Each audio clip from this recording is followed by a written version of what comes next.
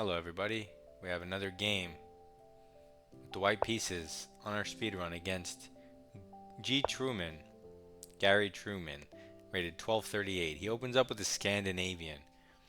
We're going to ignore him and play d4, taking the whole center. Now he's confused, but he sees a free pawn, so he's going to take a free pawn. We are going to attack this pawn, saying, hey, defend it, and he will defend it with his knight. So far, so good, all according to plan. We're going to develop a minor piece and pressure the piece that's protecting this, right? Threatening to win our pawn back. So he wants to defend it again by developing his bishop, saying you're not going to win it back if you take the knight. But we don't actually want it, do we? We want to play f3, offering a pawn, and when he takes it, we're going to take back with the queen, threatening the bishop and this. So now we're down one pawn, but we have good development with, ooh, he stops one threat but completely misses the other threat. So this is a gambit against the Scandinavian you can play. You can also start with d4, and if when they play d5, you can play e4. So you can do it however you want. So now he's down a piece. He threatens our queen, but the game is effectively over. We could take his knight. He gets a queen. We get a queen. He gets a bishop. That's just to trade stuff if we want, since we're up a piece. But I don't see any reason for that. I'm just going to move the queen back. What's a nice square? I mean, d3 might be the best, but for some reason, I really want to go to f2. I kind of like the hole that's there, that the pawn left, and filling it with the queen just kind of feels nice. Nice and comfy. So he attacks our bishop, but the queen is here now. And so I'm going to take this. If he take either way, whatever he does, he's going to have to double his pawns. If I want. But if he takes with the queen, I'm not going to actually make him double his pawns. I was going to go knight f3, blocking the queen trade. So he voluntarily does it because he doesn't want a queen trade. But now is the perfect opportunity for us to get our king out of the middle, which is very open, and into safety, queenside castling. Black develops a piece. This threatens to ruin our pawn structure and expose our king. It's not as dangerous as it would be if he wasn't down a piece. So we could let him take this and double our pawns. It would not be the end of the world, but it also isn't 100% necessary. I'm going to rook lift early, protect this way, and I think this rook is very useful on this third rank. So black moves his pawn because he wants to move his queen, and if he moves his queen now, I would take the pawn and hit the rook. So he's trying to block that, so he can probably go here, I assume. But we see right through him, don't we? We are going to just develop our knight casually as if nothing's happening. It now looks at a beautiful square that was not available last turn. So maybe I was going to move it somewhere else, but now it's not dominated. It has access to this square. He could play f6 again with his other pawn, but that would greatly weaken this. So he moves his queen, not where I thought he was going to move it. This looks like a worse square. But okay. So we can try to develop this bishop. We can jump our knight in. We can improve our king. King b1 is always a very nice move. By the way, I was going to go king b1 on queen a5, just so you guys know. And, okay, what should we do? The knight. It's not for free, so let's develop a new piece since it's not for free. Well, okay, let's go g3 and just create a nice fianchetto square for our bishop. You didn't have to go on this diagonal, but since my rook happens to be here and I don't want to move it, I'm going to stick with this diagonal. He moves his knight here, which doesn't have availability there. Maybe he's going this way. That's fair. I'm just going to continue with my development, a nice fianchetto, And now my other rook has access. He tries to improve his knight, maybe get it towards the king side, create some threats. I think now might be a time when you can put your knight in.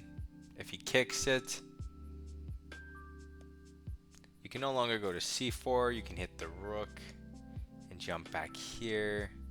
It's a little bit interesting. And I suppose that kind of provokes the e6 pawn to be weak. But we could start with this here. Let's start with this here maybe.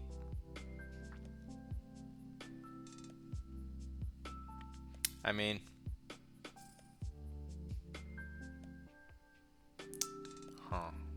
what do we want to do really?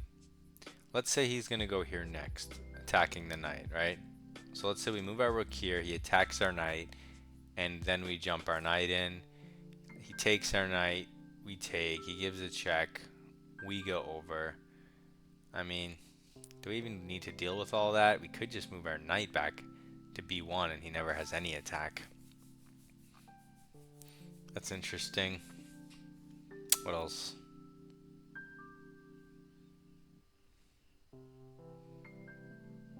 Can we attack anything in this position?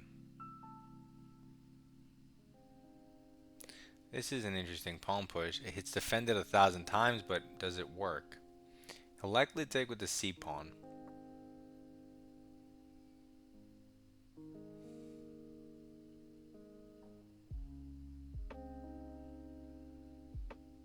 It would work better with the rook on the e file.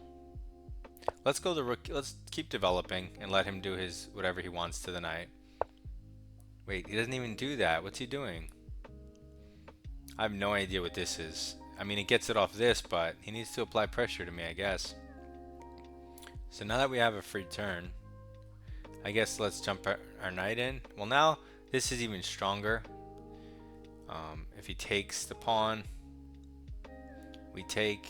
If he takes, we take. That does open up the c file, but if we go here, he can take our knight first, and that's a little weird. Maybe we can push past there, and then if the queen blockades or goes somewhere, I don't know. That's all suspect. Let's just jump the knight in like a normal person. Improve the knight into the center. We don't need to do anything crazy. Even though I'm always tempted to do these things. The thing is, knight in the center doesn't create any huge threats. So he goes here. This does apply pressure, I guess, from a different square.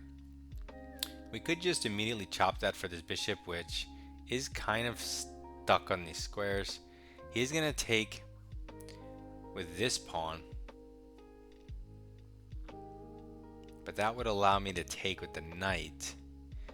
And then when he takes that, what discoveries do I have? That's crazy. I don't have like strong discoveries. But I am going to chop this off just because I'm relieving a piece that has a lot of pressure on my position for a piece that looks nice but is just staring at pawns. And so I have a nice knight. What? He didn't even take back. Okay, this is crazy. So now I just got another piece for free. I mean, he was probably worried about the tactics I was looking at, but which way should we go? I guess we'll put it back and stare at the king. Now it has more scope since this pawn is gone. It could see more stuff. No, there wasn't a pawn there. The knight was there. And we're up 2 knights. So I have no idea what he's doing. Like, he has chances to do stuff and then he just keeps hanging everything. So he puts his rook here, but he can play that anytime he wants. So it's a little weird. As a matter of good habit, I want to show you guys King B1 is just a nice move to have in your arsenal. You're always safer with this move, always.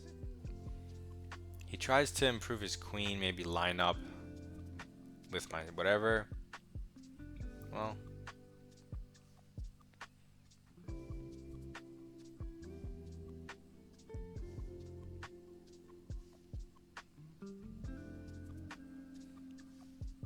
I'm gonna move my knight out of this attack, and I'm gonna hit the queen. So I'm gonna do it for free. I'm up 2 pieces, so I'm not worried about these 2 things checkmating me. Even when I create weaknesses, I don't really care if he gets, you know, his bishop in and his queen in, because I have stuff here. So he moves his queen and attacks my knight. But like I said, I'm gonna create weaknesses on purpose in my position. He's gonna have to trade stuff at some point. For example, he took the rook, but now he has nothing but the queen. So there's no checkmate, there's no attack, and he's down 3 points of material. So he has to trade. He could have tried bishop here, but there's never an attack. And he's just lost. You may say, oh, but you're a rook, but who cares? That rook wasn't even doing anything. It was staring at our knight. Right? This e-pawn's not even weak yet. If he pushes f6, then maybe you want a rook to target that, but as is. So he's just pushing weird pawns that don't make sense. I could take this pawn, it's hanging, but I do want to weaken my king further and kick the queen. The queen now has only this square to non-trade. And it's a very weird square in the corner. This pawn's hanging. His position's hanging. Not so good for him. I don't know why he didn't take back my other pieces. I don't think it was... Because if you're not going to take back, it's the same thing as resigning. So even if the other line was losing, you have to play it. So he goes here, but now we get to take with tempo and open up our bishop. If our queen gets in, it's going to be checkmate soon. And now that we moved our knights over here, we cleared a square for our queen. So we're going to immediately take a central square with our queen. If you look at the center, we have 2 pieces. He has 0 in it. Clearly we're dominating the center, but that's because we're also up a bunch of pieces. And you'd much rather have minor pieces than rooks. I mean, rooks are strong, but in the majority of chess positions in my games, I'd much rather have these pieces. Knights and bishops. In Bug House, you want knights and bishops. You just want these pieces. They're strong and flexible. So he moves his queen here, protecting against this checkmate. It's kind of overwhelming. He's walking into discoveries. So let's just oblige him, give him this check so we can take his queen.